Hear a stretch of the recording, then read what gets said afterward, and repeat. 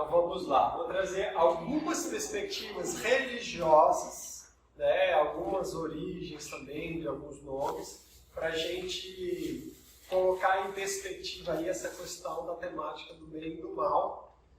Né? A origem do diabo, por exemplo, é uma boa curiosidade para a gente ver, né, em termos históricos, tá, gente? Como eu estava acabando de falar ali antes do intervalo, os demônios representam nas diferentes culturas seres divinos, sobrenaturais, responsáveis por redimir ou torturar o pecador, que é aquele que ultrapassa o metro, né? Ou o incauto, que tanto podem fazer o bem quanto o mal. Muitas vezes eles fazem o bem através do mal. Eu acabei de dar um exemplo do Ravana. Ravana era o Rakshasa, que na cultura hindu é um demônio. Ele provocou um mundo mal, ele dizimava cidades, estuprava mulheres, sequestrava, matava. Ele realmente era mal nesse sentido, né? Mas o propósito final dele, segundo o Ramayana, era de cumprir com as leis do Dharma. Porque o Narayana, que era o Vishnu, né, esse Deus Vishnu Todo-Poderoso, ele tinha feito a lei do Dharma há milhares de anos atrás. Então isso gerou um desequilíbrio, né, que necessitava ser corrigido. Para os hebreus, vocês, na Bíblia a gente vai ver o nome Rei El Ben Shahar, que foi traduzido, né, que significa estrela da manhã, mas que foi traduzido como Lúcifer. Só que isso foi um erro de tradução, isso é uma curiosidade, né? Lúcifer, porque o hebraico, eu estou estudando agora, e ele tem, dependendo do contexto, diferentes possibilidades de interpretação. E para o contexto que estava naquela frase ali, em Isaías 14, a tradução mais provável seria filho do negrume, que é o oposto de Lúcifer, né? Mas o que acontece? Quando foi para a tradução grega, eles pegaram a estrela da manhã, o rei Ben Shahar, e eles traduziram para fósforo. E fósforo é a origem do nosso nome, fósforo mesmo, que gera luz, né, gera fogo. E para o latim foi lux ferro. E na tradução mais ampla da Bíblia, que foi a Vulgata Latina, né, a mais famosa, do latim foi, porque a Bíblia em primeiro momento era hebraica, teve traduções para o grego, teve traduções para o latim e tem diferentes traduções latinas. Mas a Vulgata, que ficou mais popularmente conhecida, que inclusive é a base que a maioria dos evangélicos usam hoje, por exemplo, são reproduções da Vulgata, ficou esse erro de tradução. Lux Ferro é o portador da luz. E aí falam, Lúcifer é o portador da luz. Mas na verdade, isso é só uma curiosidade, não muda muito, inclusive porque a ação dele é a mesma e ele é o mesmo. Né? É um anjo caído. Só que o nome seria filho do negrume. Já aí sugerindo a sua ação. Né? Ele vai agir através das trevas e não da luz. E é incoerente você pensar assim, ele é o portador da luz, mas ele é o causador do mal. Né? Então, origens de nomes, se a gente vai lá atrás, normalmente a gente vê as distorções. Eu faço bastante isso quando eu estou estudando termos religiosos ou mitológicos. Eu tento ao máximo buscar, da onde essa pessoa está trazendo essa informação, porque tem muitas distorções nas mitologias e também nas religiões.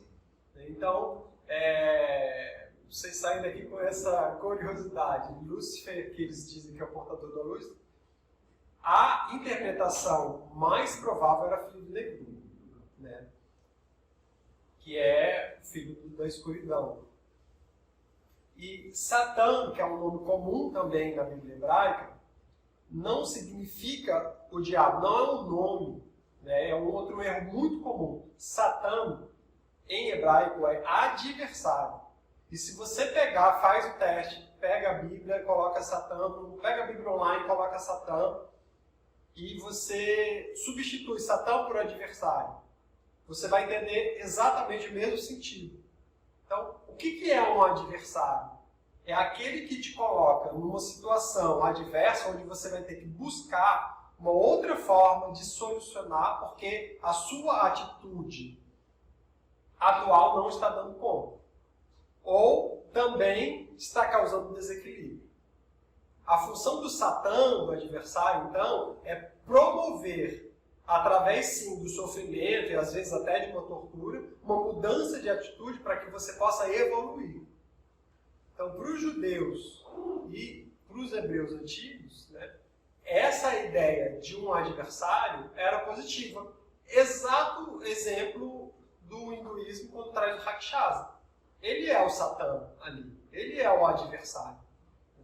Então, se a gente amplia essa ideia de sair de um nome, e aí a origem de Satanás também.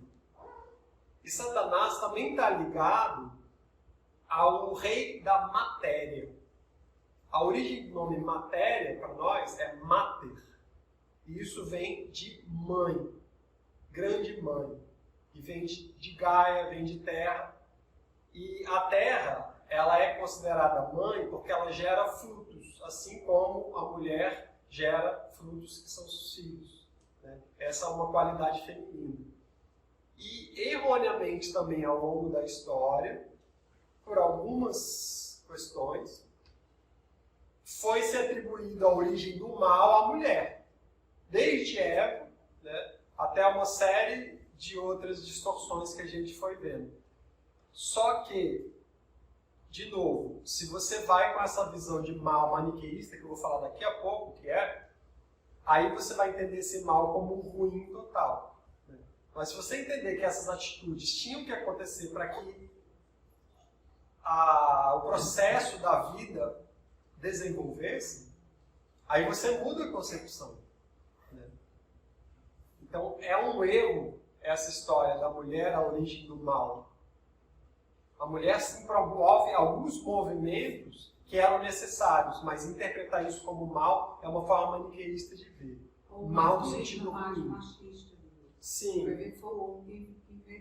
Sim. Normalmente as culturas patriarcais que começaram realmente a distorcer essa visão, né, do feminino. Até mesmo porque muitas coisas atribuídas ao feminino nas culturas antigas começaram a ser na cultura cristã pós-maniqueísta atribuídas ao mal. Eu vou trazer exemplos agora. O trickster, por exemplo. O trickster é um arquétipo. É o arquétipo da malandragem. É o arquétipo daquele que faz as coisas para tirar um benefício próprio de alguma situação. Mas muitas vezes, quando ele faz isso, ele acaba provocando um bem coletivo. Então, olha que interessante. Muitas vezes ele é atribuído ao mal. E muitas vezes ele é uma figura má mesmo. Ele não é ético.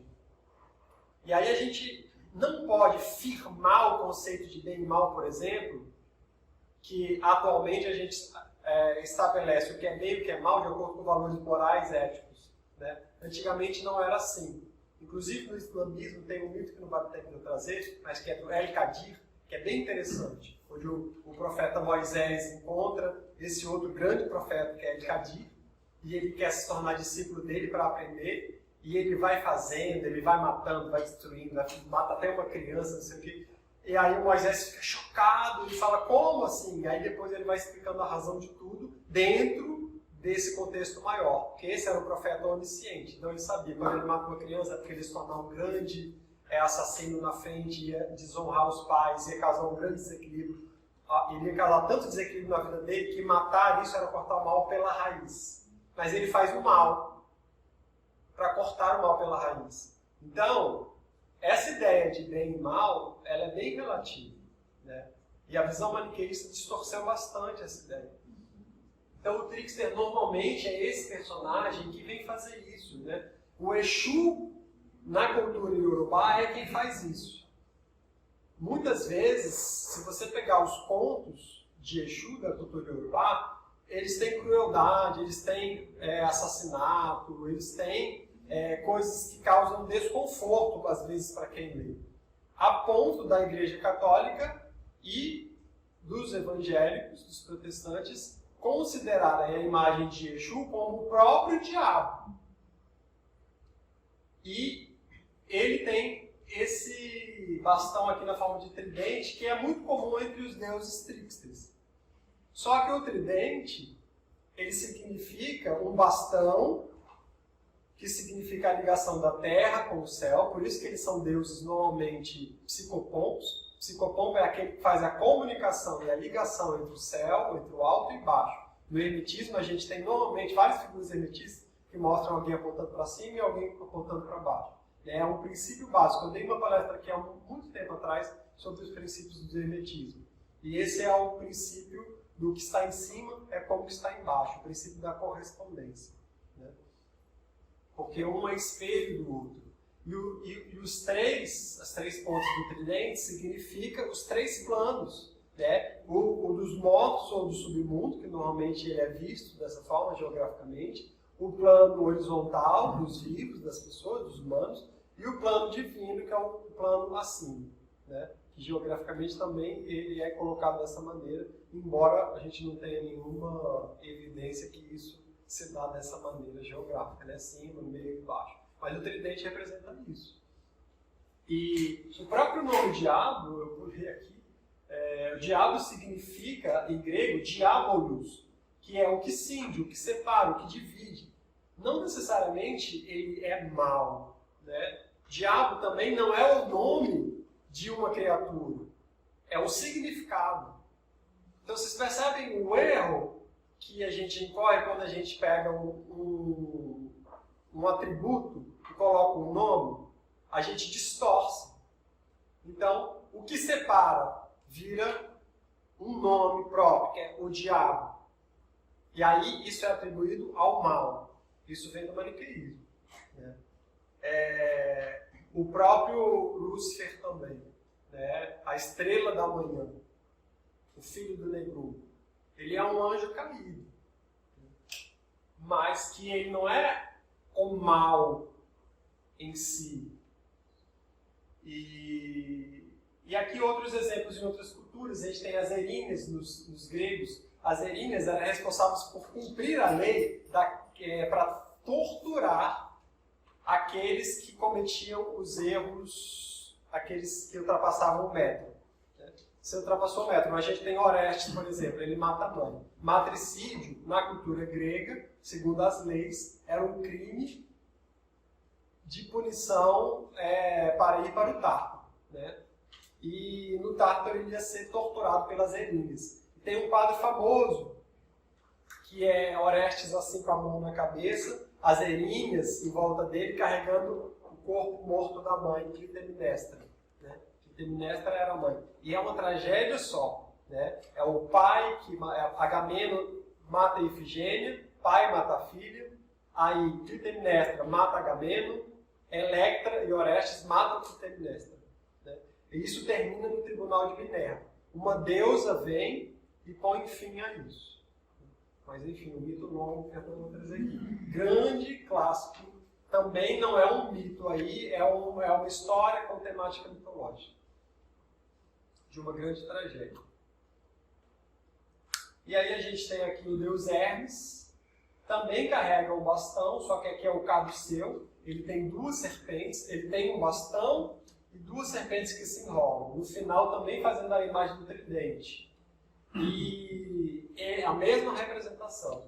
Ele tem asas na cabeça. As asas fazem às vezes dos chifres em outras culturas. Aqui é a cultura nórdica, é o deus Loki, e ele é representado com chifres. Dionísio é representado com chifres.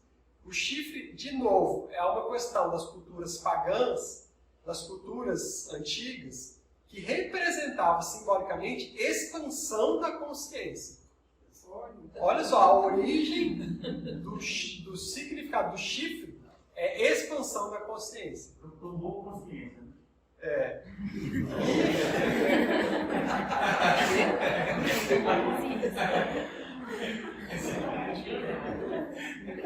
E a igreja, né, atualmente, pega essa imagem de um demônio com chifres e atribui isso ao mal, à essência do mal. Né? E isso traz um prejuízo enorme para a gente. Porque essa figura também é responsável pela ligação com os nossos instintos.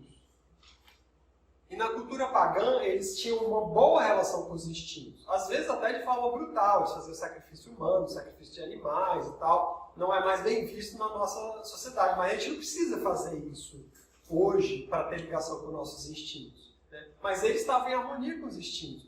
Tudo que era relacionado a rituais ligados aos instintos se demonizou.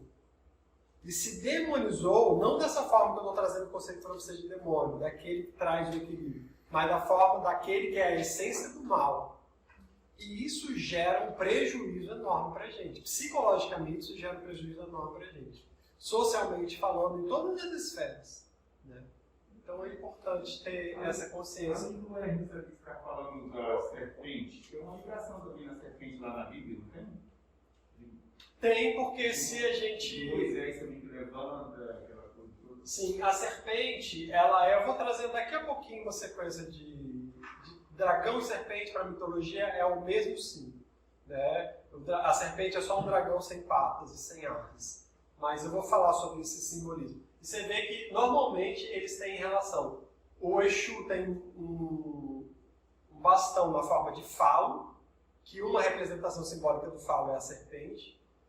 Hermes tem o caduceu com serpentes enroladas. E Loki tem o bastão e ele é pai de uma serpente gigantesca chamada Jormungand, que dá a volta ao mundo e quando ela se mexe, ela mexe as águas e causando os maremotos. Essa era a conclusão que eles chegavam através das observações. Guilherme, eu fiquei acompanhando um pouco essa questão da metafórica toda que você trouxe, né?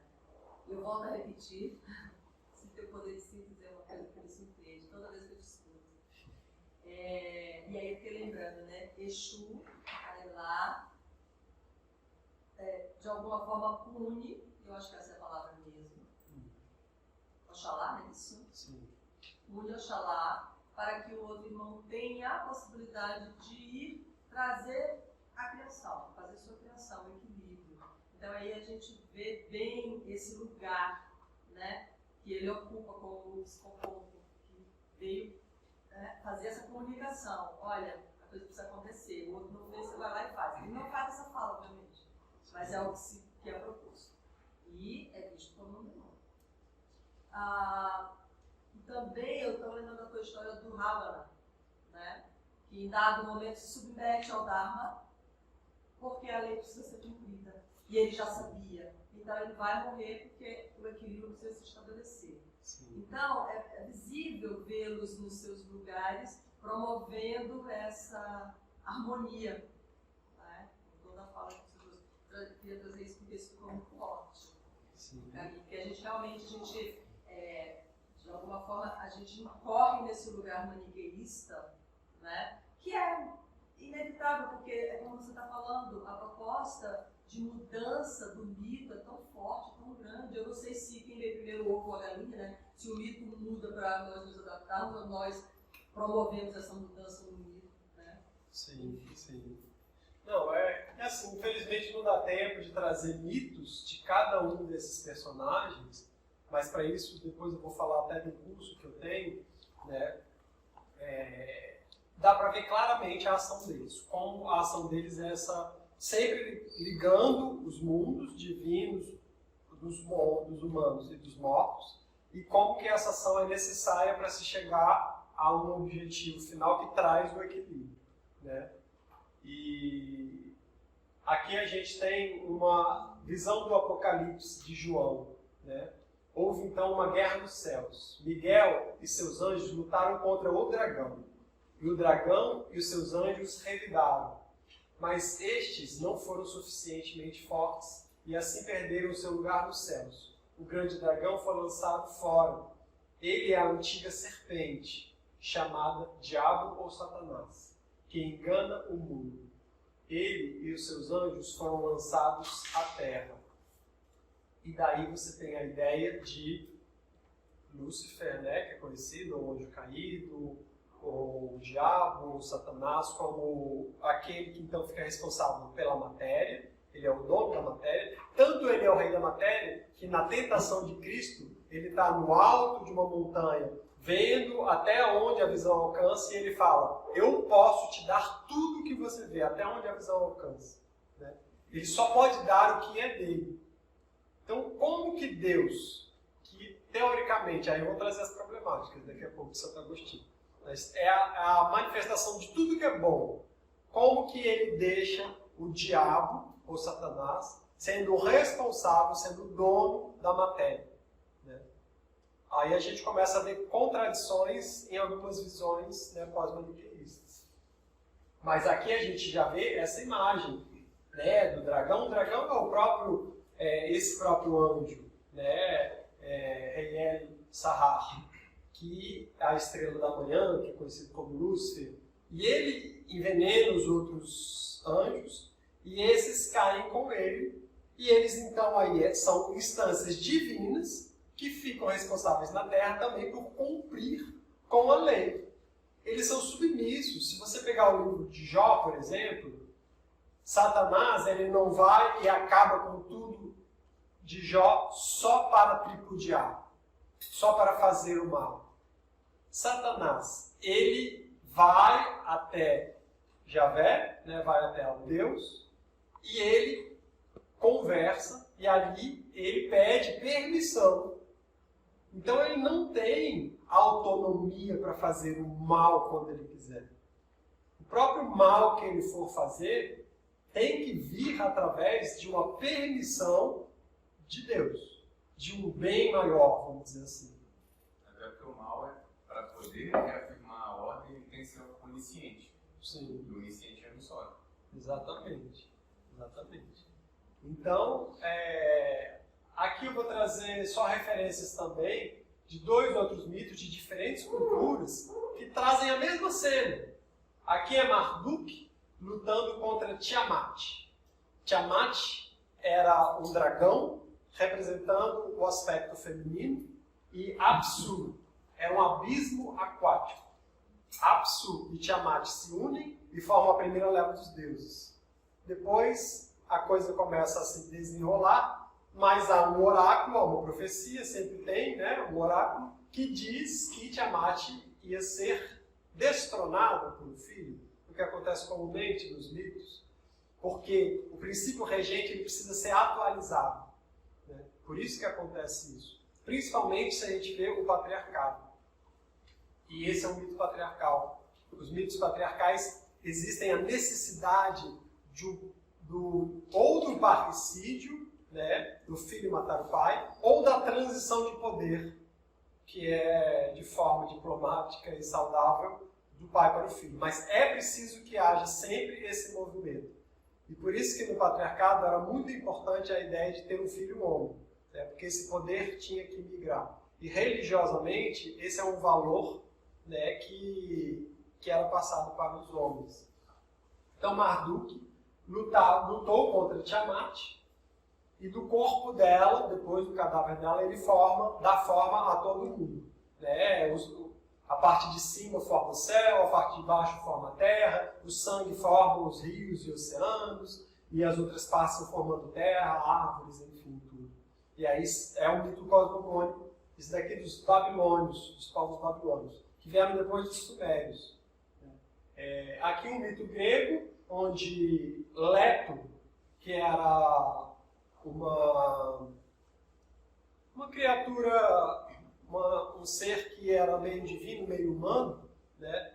Zeus se apaixona por ela e engravida. E aí ela vai dar à luz a gêmeos. Ela vai dar à luz, ninguém sabe ainda se é gêmeos. Mas é um mito muito interessante. E aí Hera, que era a mulher de Zeus, fica indignada com a traição e vai até Gaia e pede para que saia dos grotões de Gaia, lá do Tártaro, a serpente Piton. De novo a ideia da serpente ligada à mãe, ligada à matéria, né? E ela vai perseguir Leto e em nenhum lugar do mundo ela vai poder dar à luz. Poseidon, tem várias versões desse mito, uma das versões Poseidon se condói de Leto e quando ela está próxima do mar, ele faz uma ilha. Poseidon é o deus das águas, né? Então ele tem o domínio das águas, ele faz uma ilha vir até o território, ela sobe e ele traz a ilha de volta para o mar e a serpente Piton não pode alcançá-la. E aí ela dá à luz a Apolo e Ártemis. E aqui, Apolo é o princípio solar e Ártemis é o princípio lunar. Ártemis está ligada à terra, à natureza, é a deusa da caça, é a deusa das florestas, a deusa selvagem. E Apolo é o que o seu pai, Zeus, dá uma carruagem para ele, que o Sol, né, ele puxa o Sol com seus corcéis. Então o movimento do Sol, em algum momento da sociedade grega, eles entendiam que era Apolo que estava puxando o Sol. E Apolo, então, com essa característica de Deus solar, era, em algum momento também, a manifestação da beleza, da pureza, da ordem, do bem, né? Aqui não tinha uma visão maniqueísta de Ártemis sendo mal, né? Só que os mitos de Ártemis normalmente são tragédias também, porque Ártemis representa a natureza selvagem. E tenta entrar sem nada na selva amazônica e ficar algum tempo lá para você ver o que acontece, né? Provavelmente, a grande chance é que a selva te devore. E esse é o princípio e o espírito de Ártemis, né? Então isso é mal? Não, isso é a natureza. E isso está ligado aos instintos, inclusive, também. Os instintos foram demonizados, né?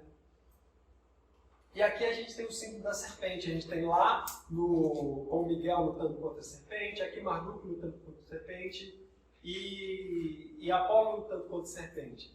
Isso é uma mudança da transição do matriarcado para o patriarcado.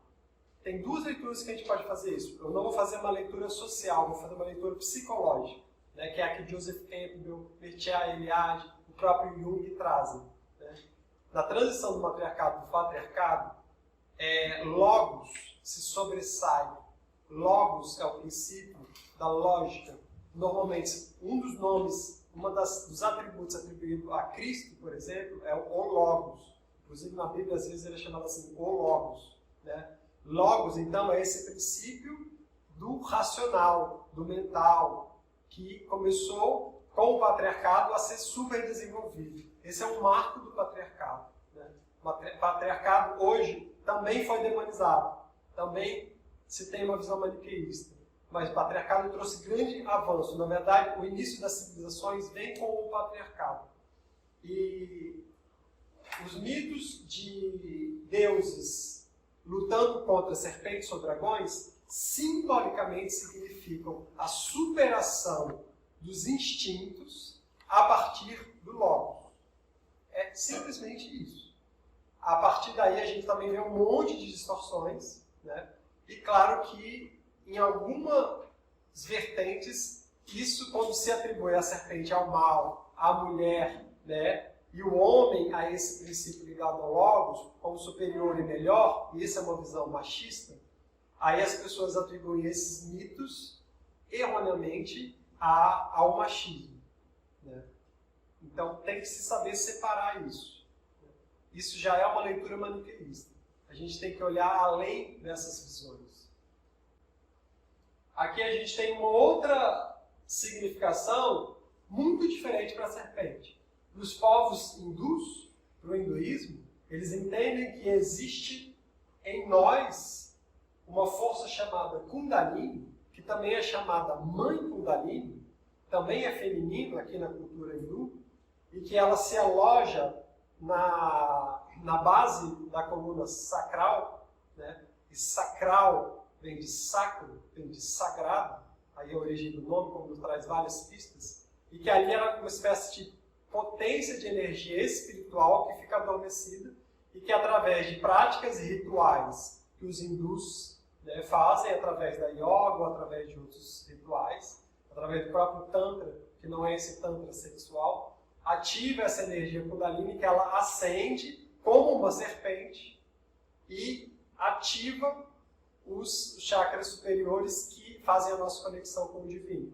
Então essa é uma visão extremamente espiritualizada desse símbolo que foi demonizado durante tanto tempo e visto como a origem do mal. A serpente é a origem do mal. Mas o que ela fez? Ela deu ao ser humano a possibilidade de conhecer. Então, como? Na Cabala, isso é chamado, o fruto do conhecimento é chamado de Da'at, e é uma Sefirah, que está escondida através de um véu. Ela não é manifesta. Daqui a pouco eu vou trazer a visão da Cabala aqui no próximo slide. Aí eu falo um pouquinho sobre a visão deles. Mas o conhecimento, ele dá-nos a possibilidade de nos diferenciar da divindade para experienciar a vida no mundo e só assim poder evoluir. Os cristãos antigos chamavam isso de felix culpa. Em latim é culpa feliz. Tudo bem, nós somos culpados de ter provado o fruto do conhecimento. Mas isso é feliz porque nós estamos aqui por causa disso. Nada existiria, se parar para pensar, não existiria humanidade se eles não fossem expulsos do Éden. Né? Por isso que os mitos cosmológicos começam com um ato de desobediência, né?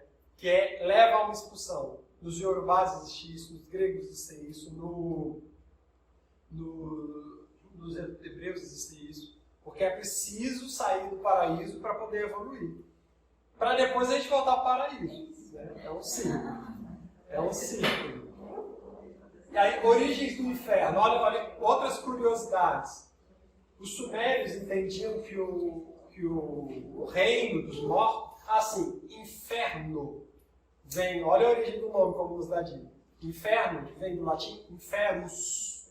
Inferus significa inferior, mas não no sentido de juízo de valor. Não é inferior por ser pior ou menor. É só porque eles entendiam porque estava embaixo. Então, o mundo do inferno é o mundo que está embaixo, mas não é um mundo ruim, não é um mundo mau. Numa concepção original. Né? Ele não é evoluído? Não. Não tem nenhuma conotação negativa. Nenhuma conotação negativa. Normalmente, inclusive, o inferno, para as várias civilizações que passaram, é o lugar da morada dos mortos. Né? Simplesmente. E aí ele tem subdivisões. Para os sumérios, Nergal e Ereshkigal são os deuses que reinam ali. Né? Eles moram num palácio que para chegar até eles tem que passar por 7 portais. E cada portal tem um juiz chamado Anunnaki. Que dizem os sincretismos que os Anunnaki são os Nefelins. Né? E aí tem uma outra onda que eu nem vou falar aqui dos deuses astronautas, né? Do Eric von Däniken, do Zacarias Sitchin, enfim, pesquisa. Os hebreus têm um lugar chamado Guerrinon, que é num vale, também é embaixo. Também possui 7 níveis. O anjo responsável pelo inferno não é Lúcifer, não é Satanás, é do mal. Ele realiza o julgamento das almas levadas pelos anjos da destruição, uma espécie de Erinhas para os gregos. E o inferno é um lugar, para os hebreus, de purificação. E se você ultrapassou o metro, se você fez algo assim realmente imperdoável, aí sim você vai para um lugar de danação eterna que não há perdão. Mas isso é um lugar no inferno, não é o inferno. Na visão maniqueísta, isso é o que ficou para a gente. No Egito, você tem o tribunal de Osíris, né, onde Anubis pesa o coração do morto, que deve ser mais leve que a pena da deusa Maat. Maat, em egípcio, nada mais é do que a Diké, a justiça. Né? Então, aqui está dizendo que assim, o seu coração, que é o lugar das suas atitudes, do seu sentimento, né, sem ser do racional, como é que você se comportou na vida? Você foi uma pessoa nobre? Você foi uma pessoa generosa? Você foi uma pessoa que seguiu os preceitos que as divindades, né, que é o politeísmo egípcio, sugeriam, então você tem um coração mais leve e você pode dar continuidade. Senão você vai ser devorado por um monstro. A sua alma seria devorada. Os gregos, você tem o Hades, que é regido pelo próprio Hades, nos romanos é chamado de Plutão, e Perséfone. Né? Você vê que muitas vezes tem um casal para algumas civilizações que regem o inferno, representando aí também a esfera do masculino e do feminino. Era composto por 3 estágios com subdivisões, né? Onde havia o Erebus, os campos elíseos e o Tártaro. O Tártaro era o lugar da nação eterna. O inferno que conhecemos hoje é uma grande mistura de diversas versões do passado de diferentes culturas. E muito do nosso imaginário ficou de um grande clássico literário, que não é nem religioso, de um político chamado Dante Alighieri, né, do século XIII. Então você vê que avançou muito aí a história, onde ele escreveu a Divina Comédia, e ali havia uma descrição minuciosa e detalhada do inferno, purgatório e paraíso. E ali ele divide em 9 estágios, né? Ali ele vai relacionar os pecados capitais. Você via que Dante Alighieri tinha grande conhecimento teológico e de diversas culturas, não só, né, judaico-cristã. Ele vai misturar, ele vai fazer uma miscelânea, ele pega, mistura, ele põe o Caronte ali no meio, põe um monte de entidades gregas, ele faz uma mistureba total. Mas o que ficou pra gente do inferno foi o inferno de Dante, que era um político, poeta, escritor. Né? Ele escreve a Divina Comédia no exílio dele. Foi um grande processo psicológico, pessoal de Dante, a Divina Comédia. Mas isso ficou no nosso imaginário. E normalmente as imagens que a gente tira é de lá, muitas vezes, né? Também misturado. Essa ideia de que tem fogo no inferno, que eu coloquei aqui também é mistura de outros povos, de outras culturas. Em algumas culturas, de fato, esse lugar do mundo ele é quente, em outras ele é gelado. Para os nórdicos, ele é gelado. Ele só tem gelo lá. Porque até faz mais sentido, ali é a ausência, é o vazio, né? O gelo estagna, para. Então, para ampliar um pouco aí a ideia de inferno, está muito ligado à ideia do mal. Né? E aqui, eu poderia dar uma palestra só sobre isso. Já tem uma amiga aqui, que é a Adriana, que é especialista nisso. A gente já está preparando um encontro, que a gente vai falar sobre a Cabala. E aqui é a árvore da vida. E a árvore da vida. Resumindo muito, porque tem muito... Aqui, para os cabalistas, aqui está contido todos os segredos do universo. Tudo que existe no mundo está explicado aqui. Claro que eu não vou falar isso em alguns minutos, mas eu vou falar as bases aqui. É como se existissem 3 instâncias superiores a Keter que manifestam e emanam a vida. Essa é uma visão que a gente pode entender da divindade no mais sutil plano. Keter vai significar coroa, ainda é do plano do imanifestado. Isso são emanações. Né? Keter, então, normalmente a visão de Deus que a gente imagina está em Keter. Aqui é inimaginável, esses 3 planos acima. Aí a emanação vai gerar Horma, que vai gerar Binah, que vai gerar Reset, que vai gerar Geburah, Tiferet, Netzah, Hod, Yesod e Malhut. Aqui a gente tem um pilar, que é o pilar da severidade. Tudo que a gente atribui ao mal, inclusive na visão maniqueísta, está aqui nesse pilar. Mas é necessário para que haja equilíbrio. Aqui é o pilar da misericórdia. E Jeová, para os judeus, ele não é um Deus só bom ou mal. Ele é um Deus que ele é misericordioso e poupa, às vezes até nações, mas ele também é severo. Né? Ele destrói ali Sodoma e Gomorra, faz também muitas coisas atribuídas que a gente atribui ao mal. E aqui a gente tem essa manifestação. E esse é o pilar da suavidade. Então, severidade, suavidade, e aqui a misericórdia. e essas esferas elas vão emanar atributos relacionados a isso, com subdivisões. Cada um vai ter sua particularidade. Né? Então, uma outra forma de ver o mundo, sem ser essa de dividir as coisas em bem e mal, e onde o bem e o mal são necessários. O que vai diferenciar é o tanto, se há excesso ou se é falta. Né? Gevurah, que é a própria severidade, ela é necessária. Porque se você deixar tudo correr solto, né, as coisas vão ir para o caos. A emanação que vem direto é a misericórdia. Então, a misericórdia, ela vai emanando, ela vai emanando, ela vai emanando. A misericórdia, então, se ela se expande demais, ela causa desequilíbrio. Essa esfera, ela vem para contrabalancear. E aí vem a severidade. Né? A severidade vem trazendo disciplina. Opa, pera lá, não é tão assim. Né? Vamos rodar aqui, vamos organizar aqui e tal. Pra vocês terem uma ideia, o planeta que rege é Marte. O deus grego é Ares, é o deus da guerra. Gevurah está regido pelo deus da guerra. Para os gregos, ele era indispensável para que houvesse ordem no universo. Né? Mas era uma guerra justa.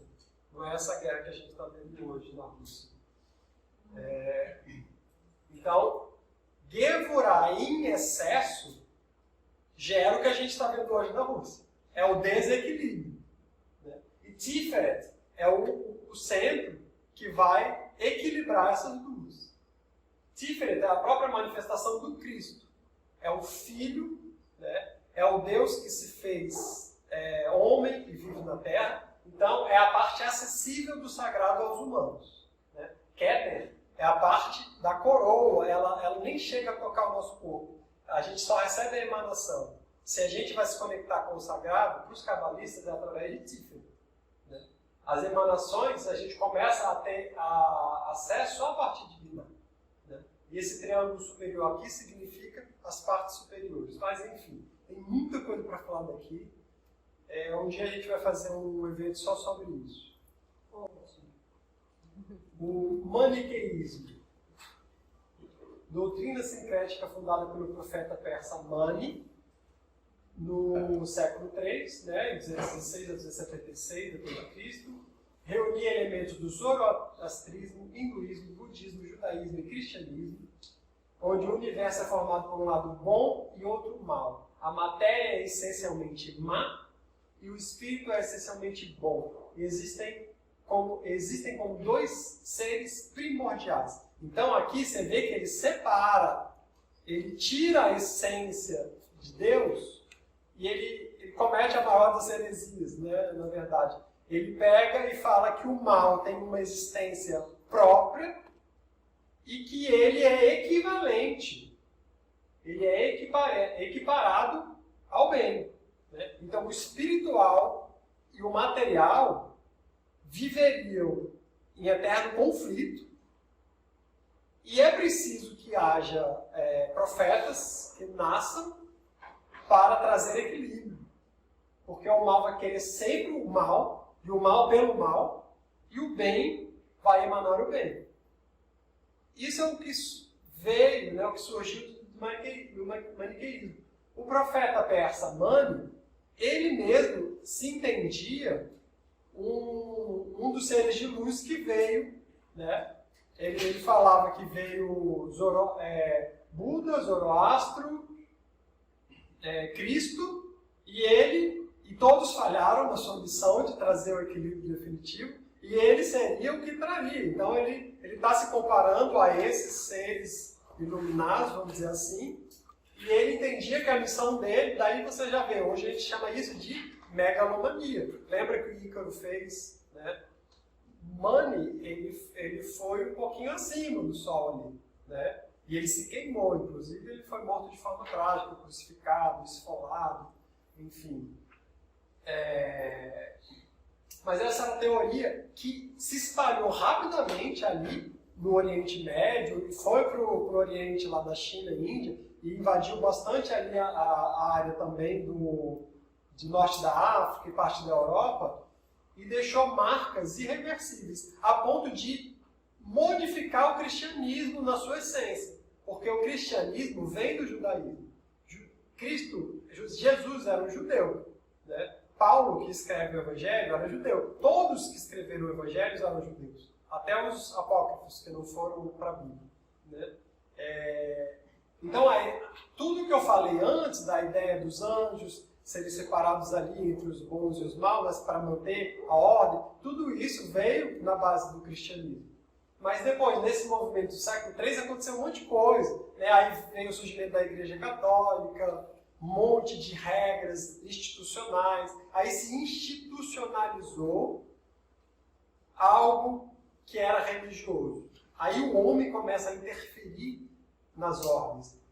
E o humano, ele enxerga as coisas meio de forma binária, de forma maniqueísta. E aí começa a surgir Agostinho de Hipona, que é o Santo Agostinho, ele inicia, com os 26 anos, ele inicia sua carreira religiosa como maniqueísta. Depois ele vê que aquilo não fazia sentido para ele, e ele começa a desenvolver outras teorias, que influenciam, né, a literatura sagrada católica, ou mesmo cristã, até hoje. Só que ele traz outras questões que geram outros desequilíbrios, que a gente vai ver daqui a pouco. O Platão. Platão entendia e dividia o mundo entre dois polos. Né? O mundo do sensível, o que eu posso enxergar, tocar, né? O mundo sensorial, o mundo material, concreto, e o mundo inteligível, que é suprassensível. Aqui a gente pode colocar, ele não falava isso, tá, gente? Estou colocando aqui já para trazer um referencial. Aqui a gente pode entender que o mal faz parte do mundo sensível e o bem faz parte do mundo inteligível. Mas por quê? Porque, para Platão, tudo emana do mundo suprassensível. Ali estão os arquétipos, ali estão as bases sagradas e primordiais de tudo. Ali é o lugar da beleza, da pureza, né, da imortalidade, da perfeição. Esses são valores, que inclusive são valores gregos, e esse mundo, então, ele só pode ser bom por conta disso. A matéria, por sua vez, não é que ela é má, mas ela é um reflexo pálido do mundo suprassensível. Então, o mundo sensível, ele é corruptível, né? Ele é mortal, ele é feio, muitas vezes, ele é impuro. E isso é mal. O que leva à conclusão que, para Platão, a vida boa só pode ser alcançada através da morte. Né? Mas você pode ir passando por um processo de purificação, que é a escada de Diotino, que é o que ele chama de dialética ascendente, que vai, no primeiro momento, tudo isso é movido pelo desejo. Para Platão, desejo é falta. Isso é uma ideia de Platão. Eu desejo o que eu não tenho. Né?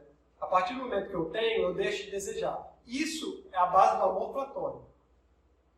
No senso comum, o amor platônico ficou, o amor platônico é quando eu amo o artista da novela, ou uma musa, ou alguém que eu nunca vou poder alcançar. Isso é o senso comum, isso não tem nada a ver com a filosofia platônica. Né?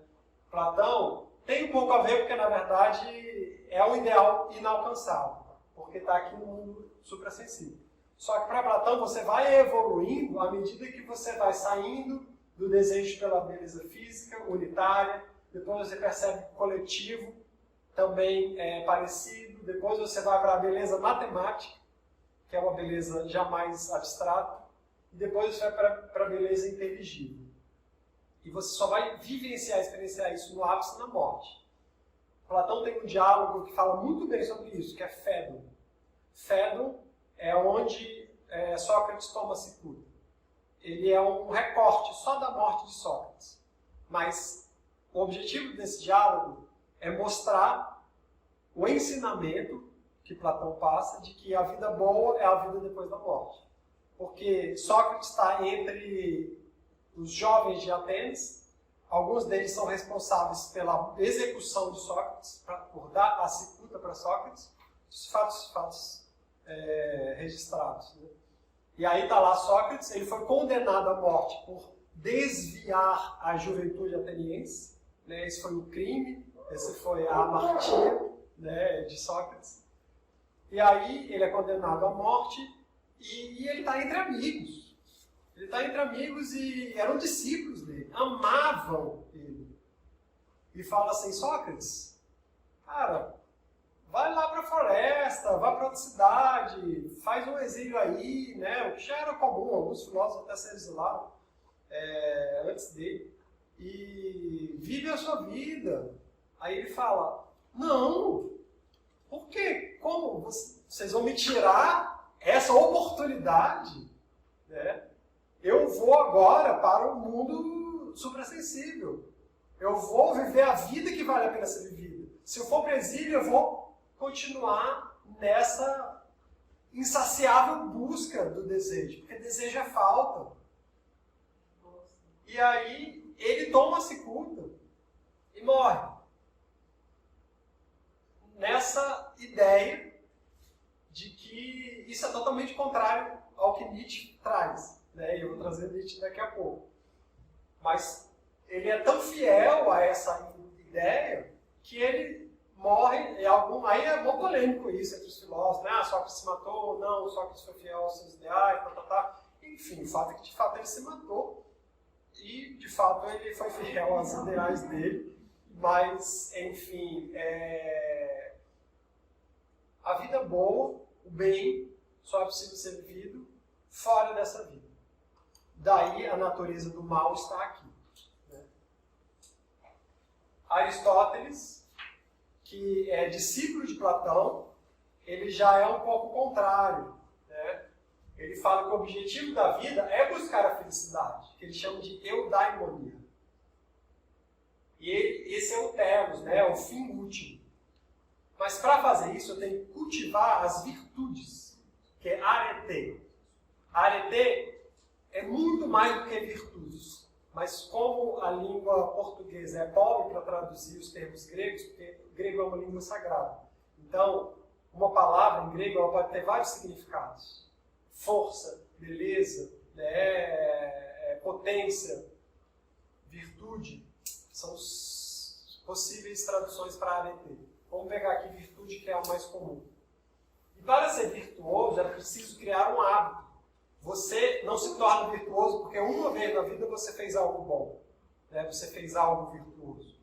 Você tem que pegar os seus dons, descobrir onde você é bom, onde a sua alma naturalmente emana aquele dom e reforçar isso através da frequência.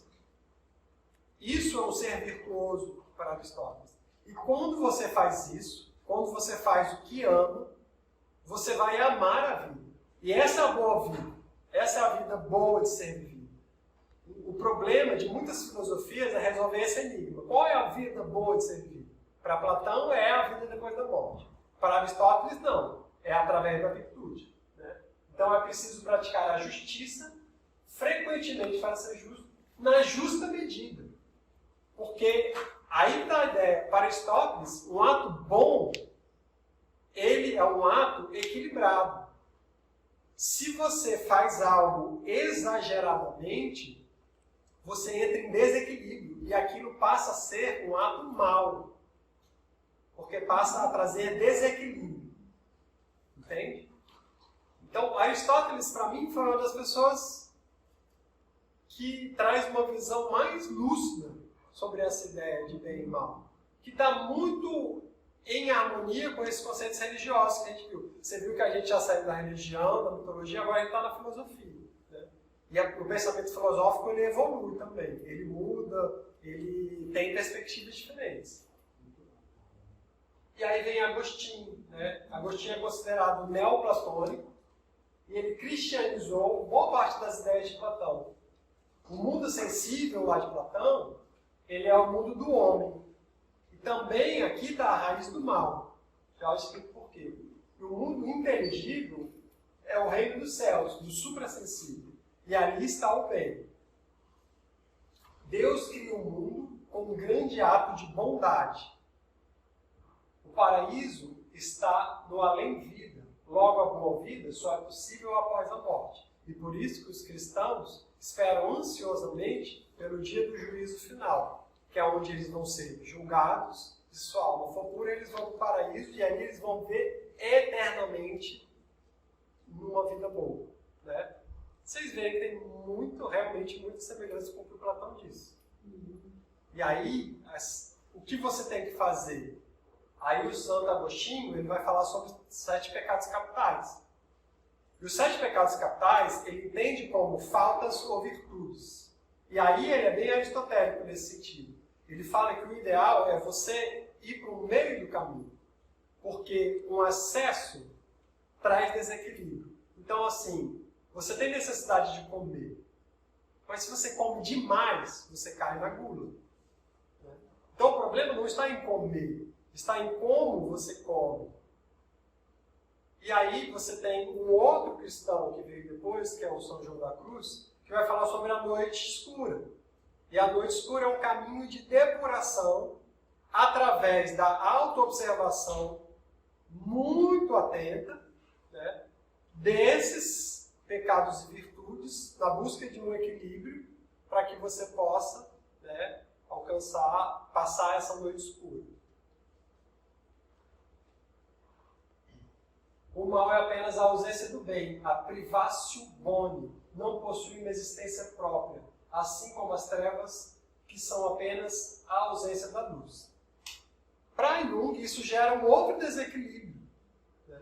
Porque quando você tira a substância do mal, você tira o mal de Deus, né? Como a gente viu que na religião, muitas religiões colocavam os deuses poderiam cometer atitudes más, né? E está tudo bem. Quando você traz um Deus sumo bom, que é totalmente bom, a ausência do mal gera um desequilíbrio na divindade. E isso é um problema enorme para os filósofos, né, religiosos. E, enfim, isso é bastante polêmico e não dá para entrar mais aqui. Mas saibam que isso é um problema teológico. Um problema teológico enorme. E aí vem Nietzsche. Eu estou colocando os filósofos em ordem assim, cronológica. Claro que vieram muitos no meio desse, né? Eu estou pegando só alguns para a gente ter ideia. Nietzsche pregava que no mundo a gente tem que dosar que existe o que é dionisíaco, que está ligado ao erótico, né? Ao eros, ao desejo, ao prazer, e tem o apolíneo, que está ligado ao logos, à lei, à ordem. A crítica de Nietzsche a Platão é que Platão defende que a vida tem que ser só logos para que você chegue nesse lugar do bem, né? E daí você vive a vida pela metade. Aí para Nietzsche essa não é a vida boa de ser vivida. Porque a vida boa é a vida meio caótica mesmo. E aí ele vai desenvolver alguns conceitos, né? Desejo para Platão era falta, lembra? Para Nietzsche é vontade de ser mais, de experienciar mais. Né? Os valores morais deixam de ser divinos e passam a ser humanos. Tem que ver que Nietzsche já está em 1844 a 1900, já passa aí por um movimento iluminista, a razão começa a ficar mais forte, vem Descartes, você começa a ter uma ênfase muito mais na matéria e muito menos no divino, no sagrado. Na verdade, a esfera do sagrado deixa de existir praticamente. Né? Deus está morto. É uma frase famosa de Nietzsche. Né? Então, para Nietzsche também a vida é uma eterna luta dos fortes contra os fracos. E os fortes estão em minoria, então eles sempre perdem. E a democracia é a vitória dos fracos sobre os fortes. Essa é uma visão até bem pessimista. Né? Ele critica muito o cristianismo por conta disso.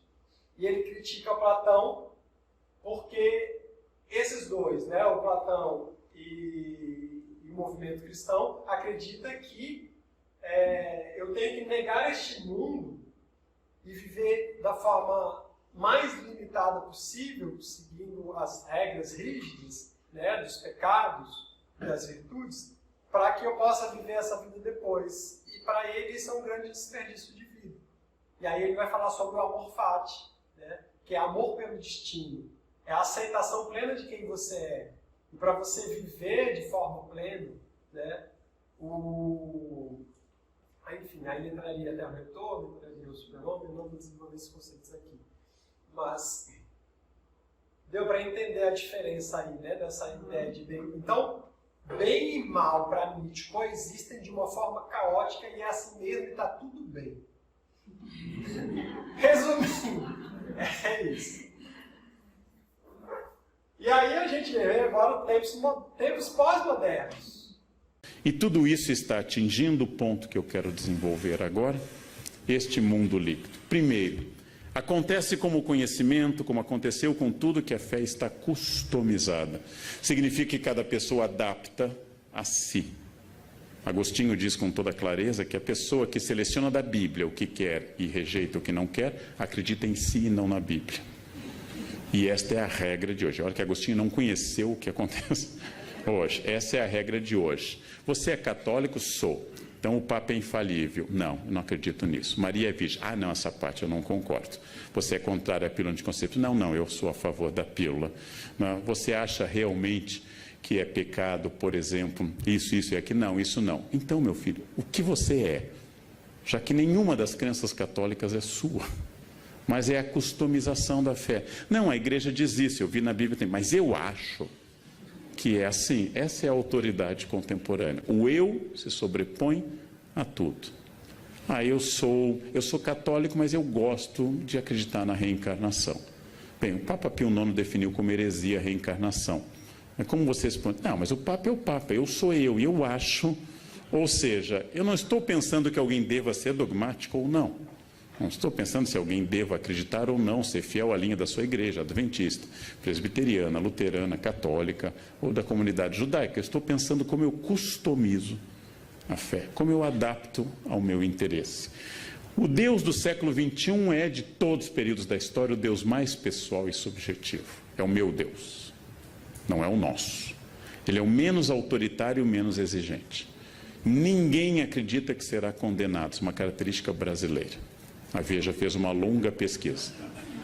Ninguém acredita que vá para o inferno. Na Idade Média, as pessoas tinham quase certeza que seriam condenadas. Hoje, ninguém mais vai para o inferno. E a pesquisa da Veja incluiu presídios e políticos.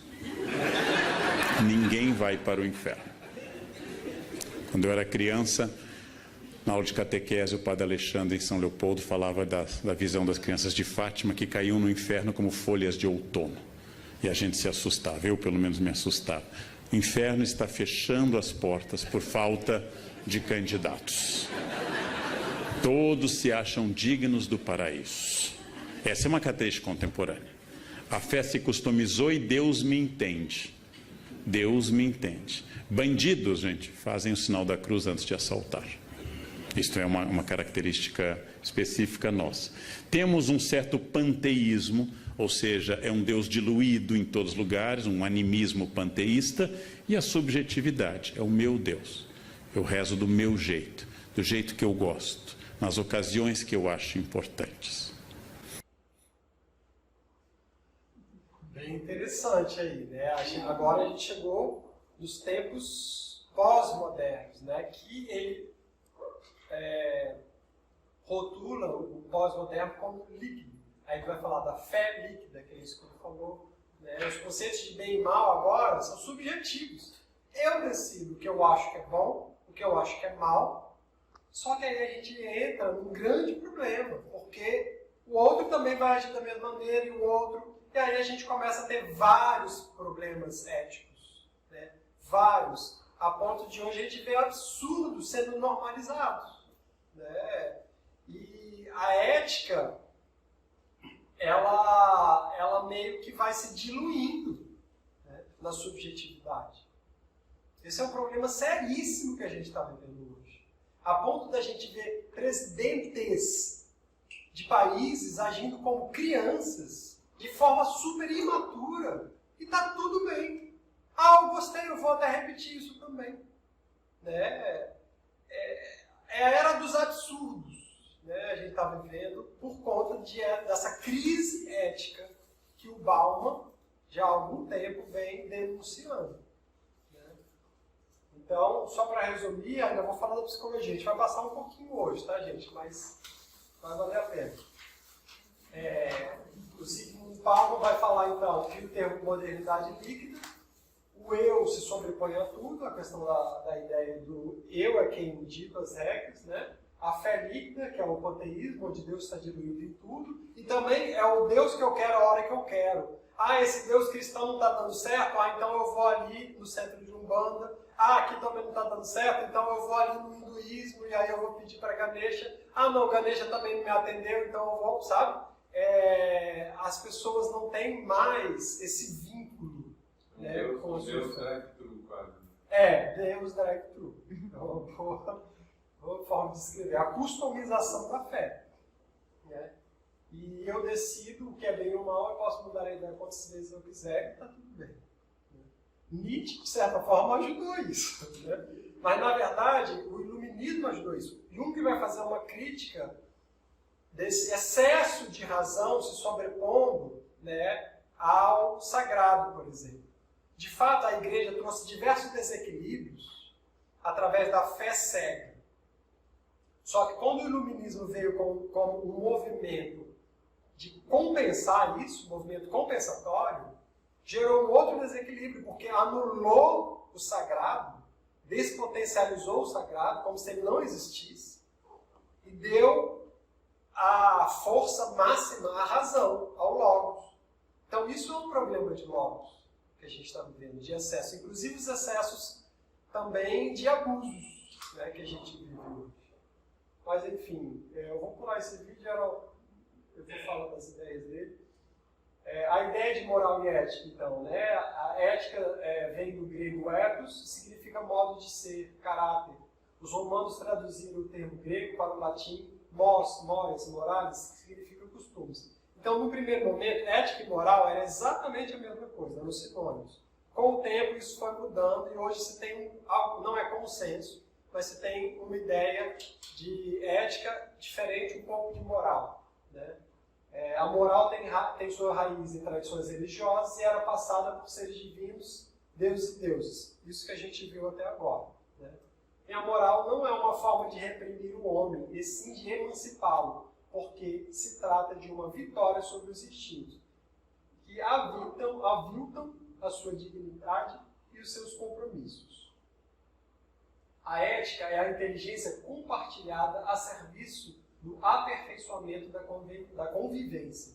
Isso daqui é um filósofo moderno, atual, professor, aposentado, Clóvis de Barros Filho, e ele traz essa ideia de ética. Né? Então vamos chegar a um acordo, já que está tão bagunçado, então assim, se estabelecem regras básicas de convivência e a gente combina de seguir. E aí você tem conselho de medicina, conselho de psicologia, eu sigo as regras do meu conselho. Se eu atuo fora das regras exigidas pelo meu conselho, eu posso ser denunciado e posso até perder meu direito de atuar como psicólogo. Né? E aí a gente tem essa diluição da ética, mas que vai padronizando de outras formas. Né? Não é a divindade mais que dita.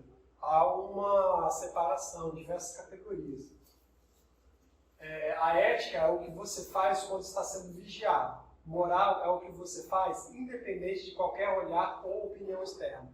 Essa é a visão mais moderna, então esses dois que eram sinônimos passam a ser um pouco diferentes. Né? Então a moral seria algo mais pessoal mesmo, os meus valores. E a ética é o que eu faço para ser aceito numa comunidade. E aí vem Edgar Morin e vai falar dos valores complexos, que são a garantia de sua liberdade. E aí ele vem com a teoria da complexidade, não vai dar tempo de ampliar agora, mas entendendo que esses valores são complexos, não são simples assim, preto no branco. Aí quebra completamente a ideia de maniqueísmo. Né? Isso é bom e isso é ruim. Isso é um valor bom e isso é um valor ruim. Não. Se a gente fizer isso, a gente vai acabar causando algum tipo de desequilíbrio. Né? Numa das palestras do Clóvis de Barros Filho, ele dá um exemplo de sala de aula dele mesmo, onde fala assim, gente, a regra aqui da universidade é fechar a porta na hora que começa a aula.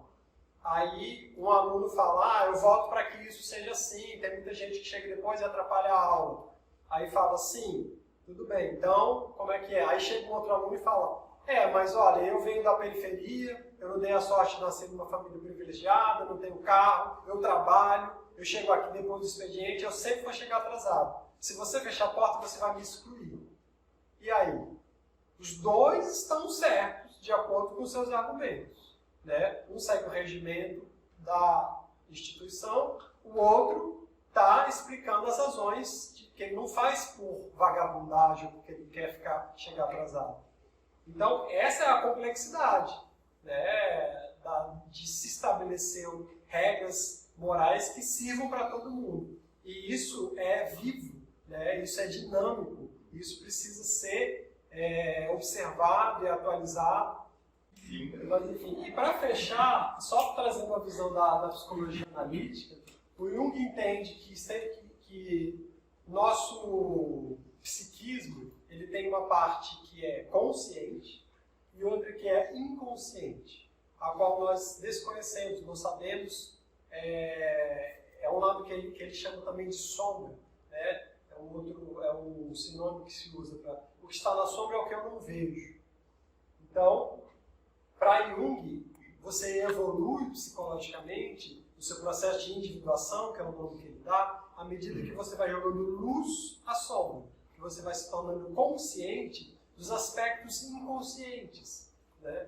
E aí ele vai falar da ideia de complexos e arquétipos. O arquétipo eu vou explicar daqui a pouquinho. Os complexos são mais pessoais. De acordo com a minha experiência, eu vou passando por experiências afetivas, por situações que me afetam, e isso vai formando complexos afetivos, que se tornam autônomos ao longo da minha vida, e vão para o inconsciente. E diante de determinados gatilhos, no estado de vigília, na minha experiência, eles se ativam e eles podem tomar a minha consciência. Então, para Jung, viver é um eterno equilíbrio entre a minha consciência e os aspectos inconscientes que querem vir à tona, né, e se manifestar. E aí a gente tem também a influência do individual e do coletivo. E o coletivo, ele nos influencia à medida que ele estabelece regras de convivência, né, leis e ensinamentos, e nos permitem experienciar outras formas de vivenciar a vida através de exemplos.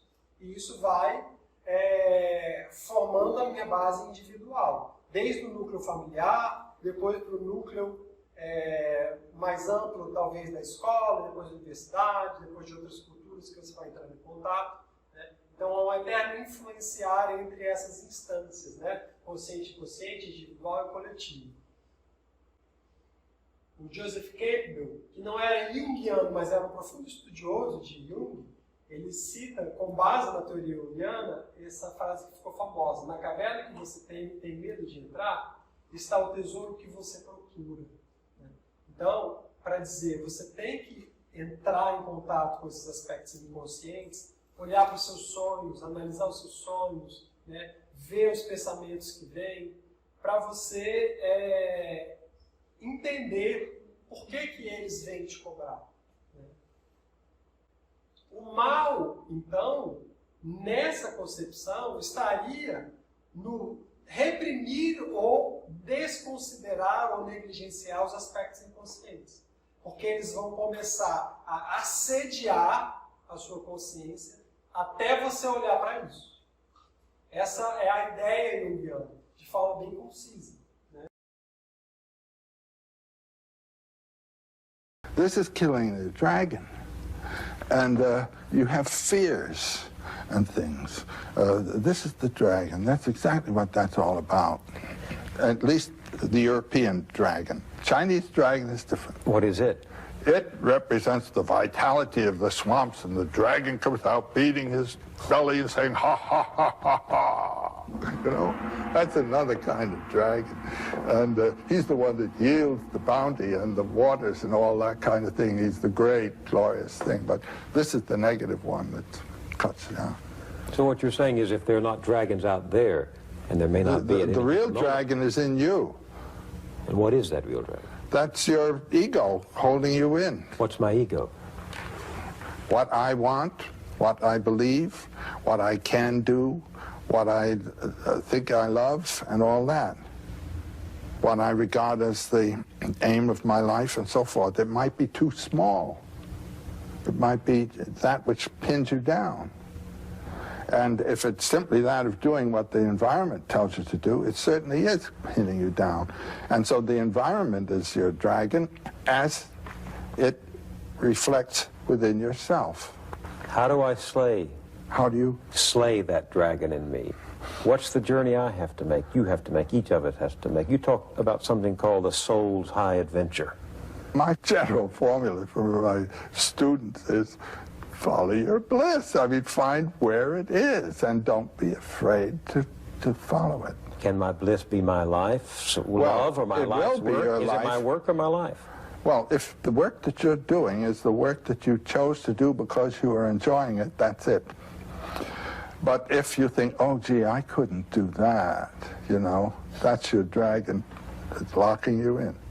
Oh, no, I couldn't be a writer. Oh, no, I couldn't do what so-and-so is doing. Unlike the classical heroes, we're not going on our journey to save the world, but to save ourselves. And in doing that, you save the world. I mean, you do. The influence of a vital person vitalizes. There's no doubt about it. The world is a wasteland. People have the notion of saving the world by shifting it around and changing the rules and so forth. And no, any world is a living world if it's alive. And the thing is to bring it to life. And the way to bring it to life is to find in your own case where your life is and be alive yourself, it seems to me. But you say I have to take that journey and go down there and slay those dragons. Do I have to go alone? If you have someone who can help you, that's fine too. But ultimately, the last trick has to be done by you. E aí ele traz a ideia desse dragão que a gente viu lá atrás, né, como aspectos do seu ego que você precisa domar, aprender a domar, né, e aspectos da sombra que você vai ter que integrar. A última palestra que eu dei aqui, acho que ainda foi no ano passado, eu gravei e está no YouTube. Depois eu vou passar aqui o link que você pode acessar. Vejam que é uma palestra inteira só sobre isso, a jornada do herói, né? A jornada de aperfeiçoamento do herói. Tem um livro chamado O Herói de Mil Faces, né? E essa entrevista aqui gerou um livro também chamado O Poder do Mito, um livro que eu indico muito. Né? Então, quem quiser ampliar sobre esse tema aqui, veja a palestra que está no YouTube na íntegra, que foi dada aqui mesmo na Paulas, em dezembro do ano passado. E aqui, só para finalizar alguns conceitinhos, né? Os arquétipos, então, a origem do nome arquétipos vem do grego arqué, que é origem, e tipo, modelo. O próprio Platão já entendia que o mundo das formas, né, das ideias, eram arquétipos. Então, o Jung não inventa arquétipos. Ele psicologiza a ideia de arquétipos, né, trazendo para o psíquico, entendendo como formas, padrões de manifestação de comportamento que se repetem. E a prova disso eu dei para vocês hoje, falando de diversas religiões, muitas separadas milênios no tempo, entre uma e outra, onde nós vemos manifestações de comportamento, até mesmo de deuses, né, que se repetem. Para Jung, essa era a prova última, antes de existir internet, antes de existir globalização. Né? Hoje é fácil dizer, ah não, mas a IA pegou e copiou, isso daí você está criando. Não, Jung viajou o mundo inteiro observando esses padrões, inclusive nos sonhos das pessoas. Os sonhos arquetípicos trazem muitos desses padrões. Né? Então, e o arquétipo tem um lado, uma forma de se manifestar, que às vezes pode gerar símbolos considerados positivos e outras negativas. Né? Aqui, para a psicologia analítica, a gente poderia entender que é a raiz do bem e do mal. Então, o que é? Se a gente tem aqui o exemplo da grande mãe, a grande mãe tem no seu lado positivo de se manifestar o acolhimento, a nutrição, a proteção. Né? Mas vamos imaginar que esses mesmos aspectos, quando passa o tempo, a criança precisa disso para sobreviver de forma saudável e equilibrada. Mas passou o tempo, e aí essa criança chegou e está com 18 anos. E essa mãe está lá, protegendo, nutrindo, acolhendo, e essa criança ela quer sair. Será que a gente pode dizer que o bem virou o mal? A gente está falando da mesma coisa. Né? E aí, isso passa por um processo de inversão. Aí essa mãe que antes era mãe nutridora, passa a ser a mãe devoradora. A mãe que devora os seus filhos, que não deixa eles saírem do ninho. Né? Na melhor das hipóteses. Ela está entendendo que ela está fazendo bem. Só que ela impede o desenvolvimento desse indivíduo. Isso é o que a gente mais vê. Isso é uma das formas que um arquétipo pode se manifestar tanto de forma positiva e negativa. E olha como, dependendo da perspectiva que você olha, né, isso pode ser o bem, pode ser o mal. E aí ele vai falar aqui um pouco do problema do anticristo, né, que foi uma necessidade criada por essa ideia, que não é invenção de Santo Agostinho, tá, gente? O sumus bonus, ou a privatio boni, o Santo Agostinho pegou para descartar o maniqueísmo. Mas quando ele tenta resolver um problema, ele gera outro. Né? Ele tira a substância do mal. Aí aqui é só um termo de um trecho de Aio. O problema do anticristo constitui uma dificuldade bastante incômoda. A manifestação do anticristo significa certamente o revive do demônio provocado pela encarnação de Deus. O demônio só adquire sua verdadeira forma em contraposição de Cristo e, portanto, também de Deus, no início do cristianismo. Depois de haver sido um dos filhos de Deus e íntimo de Javé no livro de Jó. Então, ele está falando aqui, olha a transformação do diabo no tempo. Ele era íntimo, né, de Deus ali no livro de Jó, o filho de Deus, como anjo caído, e agora ele vira o anticristo. A gente está falando da mesma coisa, da mesma ideia.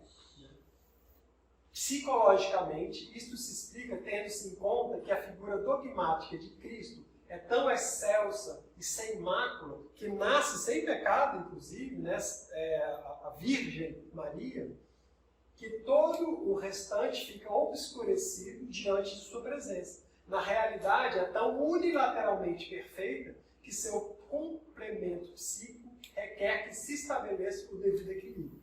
E aí o Jung entende que aquilo que a gente vê lá como Dharma, Karma, ou como o equilíbrio entre os anjos e demônios, né, deuses e rakshasas dos hindus e todas as teorias, que aqui psicologicamente se dá naturalmente como uma compensação psíquica. Quando um arquétipo vai para uma polaridade, né, onde nega toda a sua contraparte, surge um outro símbolo, uma outra imagem, que é oposta para voltar para o meio. Com a gente, psicologicamente, acontece o tempo todo. Então, aquelas pessoas que se dizem muito castas, muito puras, muito certas, então sempre, o tempo todo, né, dando lições de moral e tal, normalmente o inconsciente dela vai constelar aí o arquétipo do que a gente está chamando aqui de anticristo, mas que a gente pode dizer da sombra dessa perfeição, que mais cedo ou mais tarde vai passar rasteiro. Eu gosto de dar o exemplo de um filme chamado Chocolate, com a Juliette Binotti e o Johnny Depp, e ali tem um religioso, não lembro se ele era um padre ali, não, ele não era o padre, ele era um ministro, prefeito da cidade, super religioso, olhava para todo mundo, né, vivia altos problemas pessoais, mas negava isso, negligenciava, se apaixonava pela secretária, a mulher tinha abandonado ele, mas ele não dava vazão aos desejos dele. E, enfim, ele é um cara super reprimido e super perfeito aos olhos das pessoas.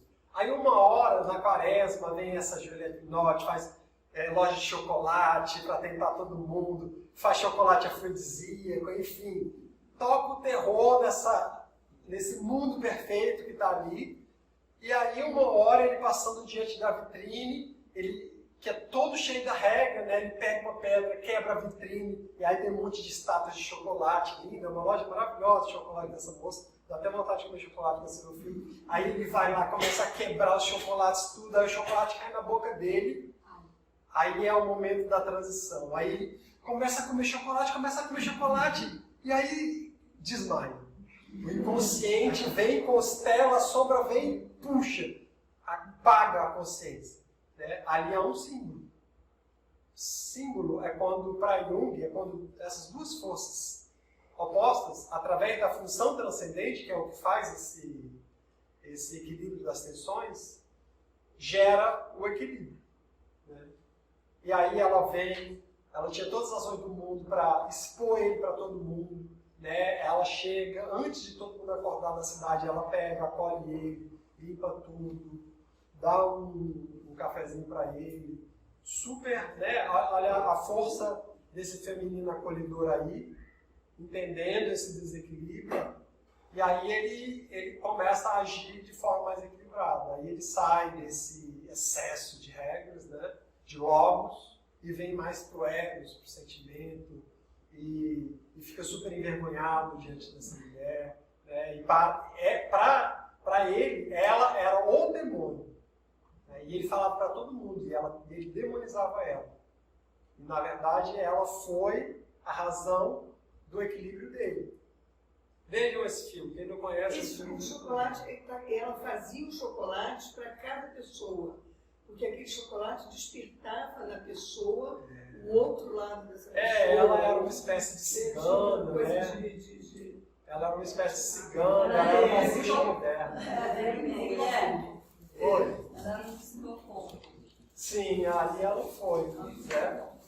Então, assim, os sonhos podem... Os arquétipos aparecem nos sonhos também, mas eu já citei. E só para fechar, né? Atribuir frequentemente meus vantagens, que eu acho que eu já falei, o arquétipo da totalidade para Jung seria o self, que ele usualmente fala dos antigos cristãos que chamavam de imago Dei, a imagem de Deus. Né? Aqui tem uma citação, mas é importante. Só para concluir, os conceitos de bem e mal são relativos e dependem de qual perspectiva os vemos.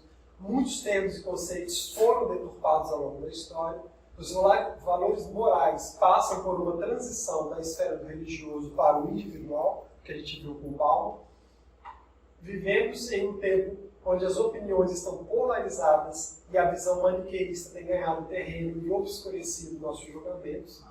E quando ampliamos nossa visão de mundo e superamos nossos preconceitos, conseguimos ser mais tolerantes e inclusivos, gerando assim menos conflitos e trazendo mais equilíbrio para a sociedade em que vivemos.